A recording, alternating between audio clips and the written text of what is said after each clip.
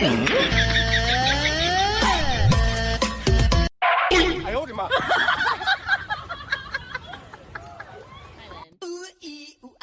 Ting tang, walla walla bang bang. Ooh ee ooh ah ah. Ting tang, walla walla bang bang.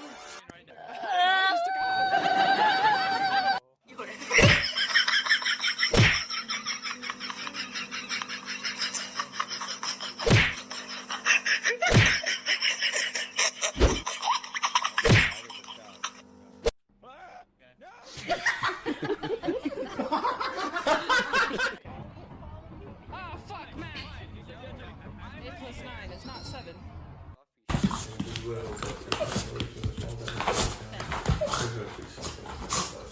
I hate these guys.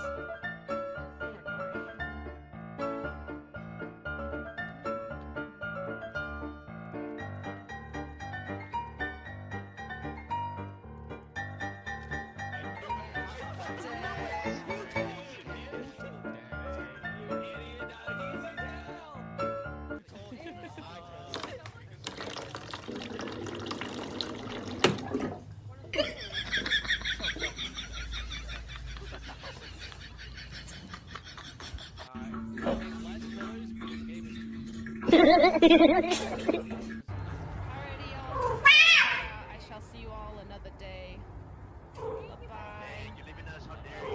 Bye. Yeah, it's time to go drink alcohol. Anyways. Okay. Bye-bye. What the fuck?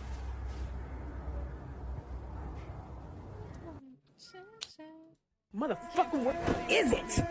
Where the is it? I swear to God. Crazy. That's actually so crazy. What the fuck? Oh shit, I forgot I was still in here. Whoops. Anyways. So, chat. Do we feel like... Hold on, me...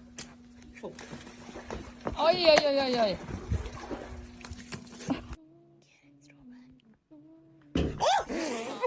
Thank you, Kara, for the shout out.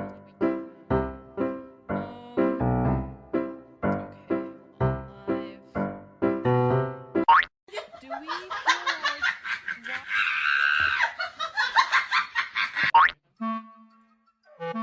Reconnection successful. Okay, refresh. Jesus Christ, what the fuck is going on with the OBS? Of course, it's a fucking ad.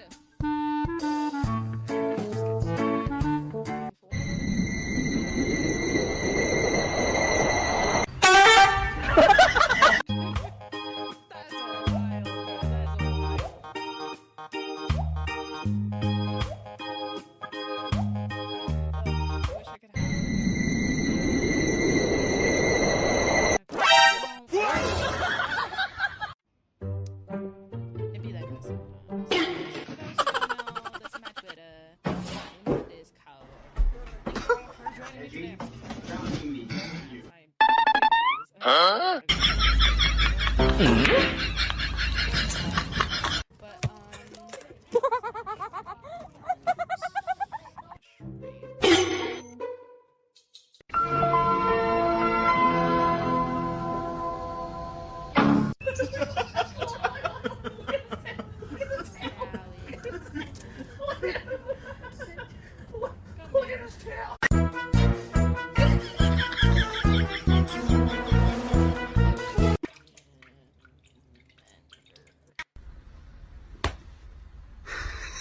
What are these creatures, huh? I'm sorry. Bitch streams lately. It'd be like us sometimes. NANI? I'll see y'all next time. Okay.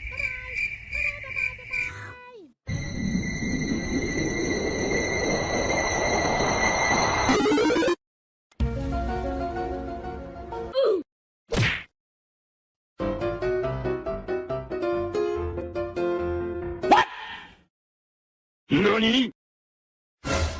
Huh?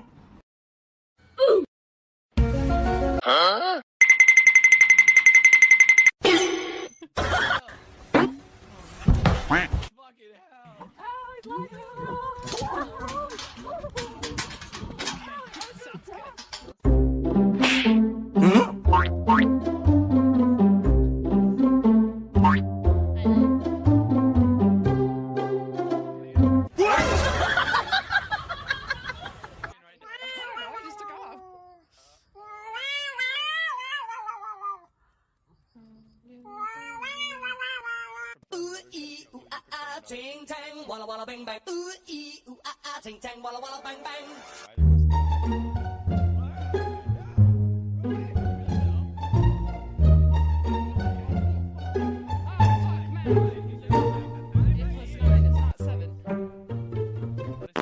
I owed him up.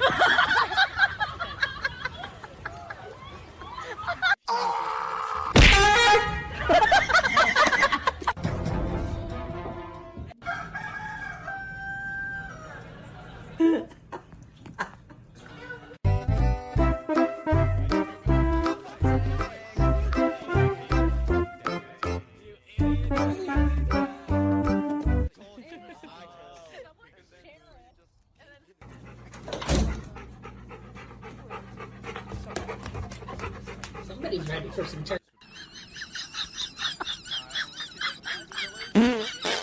What's the point of anything?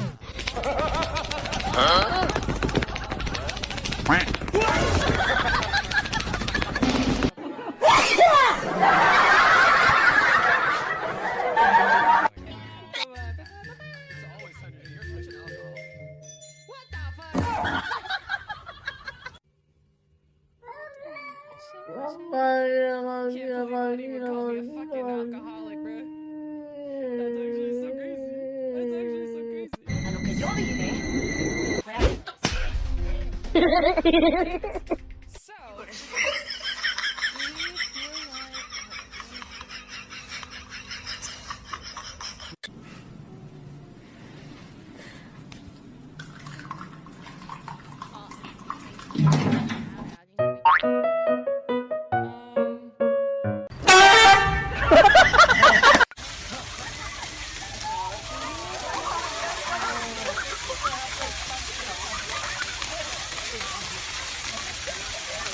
Successful. Okay.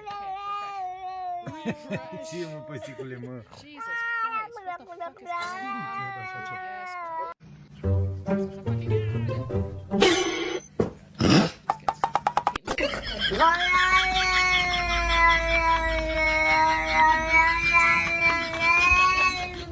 That's wild, bro. That's wild.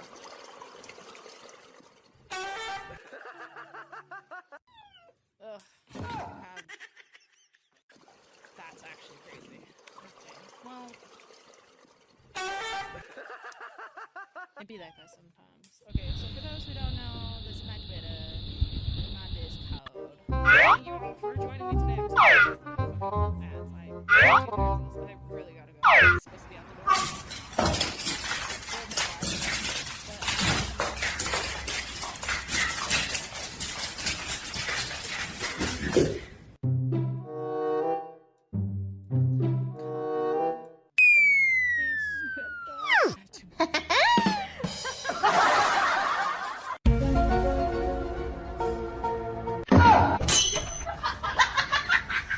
Slash Reiki.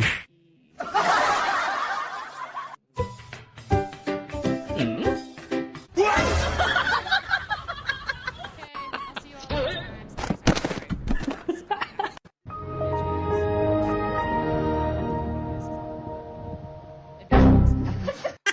Okay, I'll see you all next time. Okay.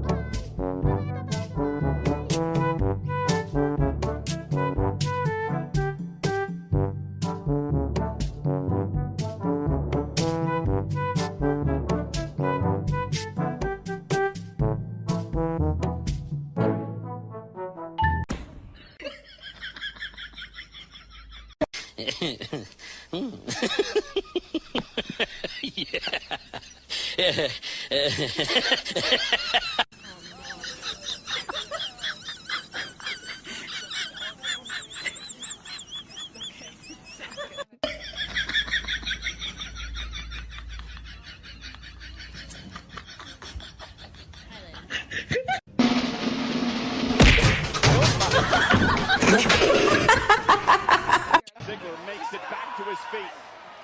Is he going to deliver? Sweet. Oh! What?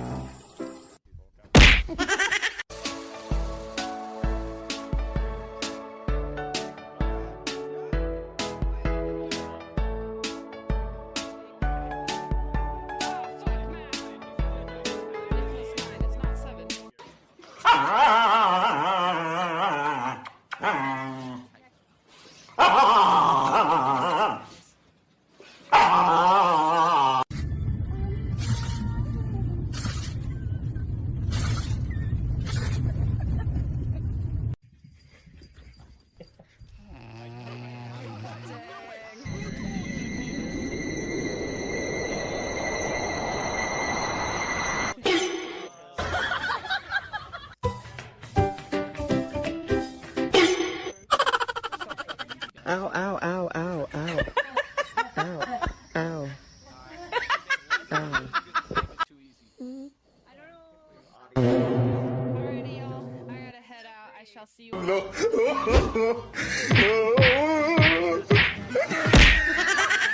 to go drink out.